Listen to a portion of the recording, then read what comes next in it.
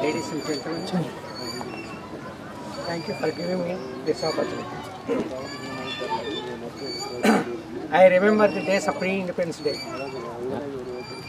Almost from 1958, I remember I remember each and every event in the country. The nation was very poor. The nation was very poor when we got independence. Everybody suffered in the nation. But the nation was rich in morale and in character. Right. Now, after 62 years, the nation became rich. But we merely downgraded ourselves. Right. And demoralized. And the nation is suffering with the evils of corruption, lawlessness, everything. I know several instances in 1960s also where no minister interfered in the administration, in the transfer of officers.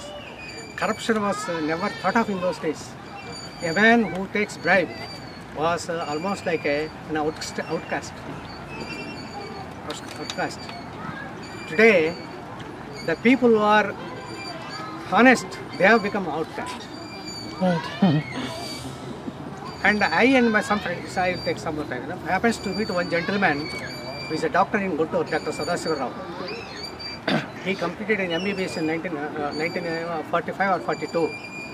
We went to his house, we had some function. Then we asked him, what is that you are seeing? That this happened 3 years back. He told me, in those days, we talked only about people who are honest, who are great. Money was not a matter of discussion. Today, it is only the money we talk about it. Right. These are the changes I see. And you see, the most painful thing is, every part of the country is affected from Kashmir to Kanyakumari. Whatever the benefits that will be given by the government of India to Kashmir people, it's not reaching the people. The Kashmiri is thinking that India is neglecting them, and he is thinking that he will be better off if he goes to Pakistan. This really, you talk to any Kashmiri. Suppose these developments, this financial growth or developments, what you are seeing in the country, if this is have percolated to the Kashmir, probably this problem would not have been there. I definitely challenge that this problem of thinking in the mindset of the people would not have been there.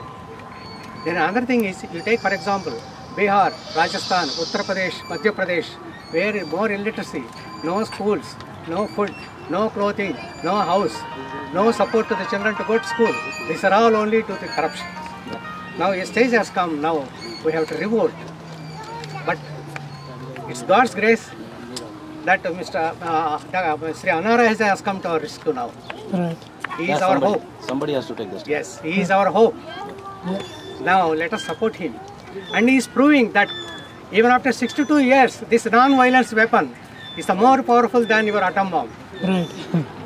That's really, if you think about this thing, you will not get, you will really feel surprised that even in 2011, this weapon is working so effectively. And no violence anywhere in the country.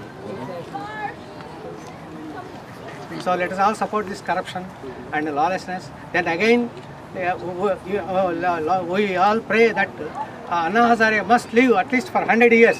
Yeah, sure. So that we hope some more reforms in the country. He is planning for electoral reforms. So our prayer is only to see that he will have a sound health. Yes. So that he will take care of all the children of this country.